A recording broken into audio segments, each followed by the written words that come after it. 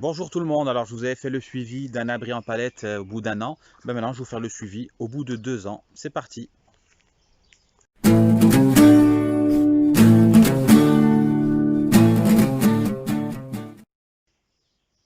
Alors pour rappel, c'est un abri que j'avais fait en palette Europe qui m'avait donc quasiment rien coûté, sauf le toit.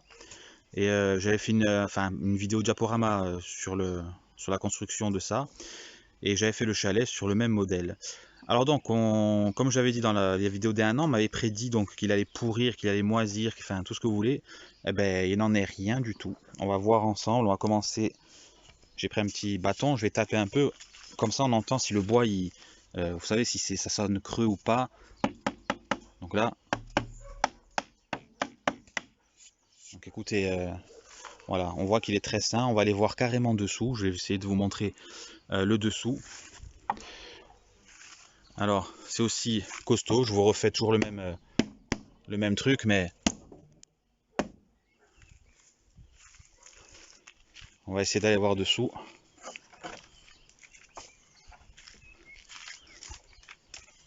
Donc voilà, pas de pourriture, rien du tout, pourvu que les palettes touchent pas le sol. Comme on voit ici, là, celle-là, par exemple, elle touche le sol. Vous voyez, elle est posée par terre.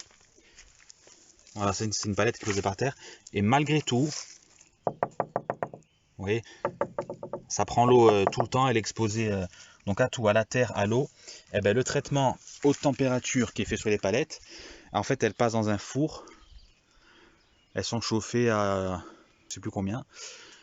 Et donc elles perdent une bonne partie de leur eau. Ça fait que le bois se densifie et les petites bestioles, ben, ils ont du mal à le grignoter après en fait. Voilà. Donc celle-là qui est posée sur la terre directement, elle n'est pas pourrie du tout encore, hein. Mais elle va pourrir plus vite que les autres, ça c'est sûr. Alors ceux-là qui sont pas posés, je peux vous dire, enfin j'espère franchement le garder au moins 15 ans, 15-20 ans. Moi je parierais sur 15-20 ans. Je vais essayer de vous montrer en dessous. Voilà. Je sais pas si on voit grand chose. Ouais, allez on voit un peu. Donc là on voit bien le parpaing et les palettes posées dessus. Bon là il y a le fond en fait qui passe dessous. Donc vous voyez quand même. Voilà, ça c'est le dessous. C'est quand même sain. Voilà, je veux pas. Donc comment vous voulez que ça pourrisse un truc comme ça, franchement. Donc voilà, ça c'était le dessous. Hop. On remonte dedans. Alors, on m'a dit que ça prenait l'humidité, enfin quand il pleut, que ça allait tout pourrir ici et tout. Parce que dans le chalet, en fait, il y a la laine de verre ici. C'est le même système, sauf qu'il y a la laine de verre et on m'avait dit qu'elle allait pourrir et tout ça. Mais l'eau rentre pas dessus, le toit il dépasse un peu et ça suffit largement. Donc voilà. Et oui. Donc vous voyez bien qu'il est. Ah,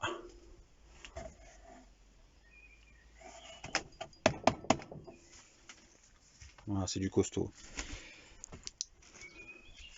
Donc bonne qualité, faible coût et oui, bonne qualité, regardez. Hein, on ferait pas ça avec des petits abris fins là qui nous vendent à Monsieur Bricolage et compagnie, hein. Voilà. Et oui, voilà, donc l'abri, moi j'en suis très content, il est intact, il n'a pas bougé depuis que je l'ai fait, hein. Donc ça fait 2 ans et quelques, et puis voilà. Donc c'est de bon augure pour la cabane qui est là-bas, dont je ferai les 2 ans, je pense vers le mois d'août. Et on fera tout, intérieur, extérieur, dessous, on fera les fondations, tout. Mais c'est exactement pareil que ça. Donc si celui-là il vieillit bien, il n'y a pas de raison que celui-là... d'autant plus que le toit il dépasse beaucoup plus. Donc les palettes sont même pas balayées par l'eau, enfin par la pluie ni rien. Donc je m'inquiète vraiment pas. Voilà. Ben voilà, c'était le suivi. Donc rien d'autre à ajouter, je crois pas. Et ben voilà, j'espère que ça vous rassure dans vos constructions.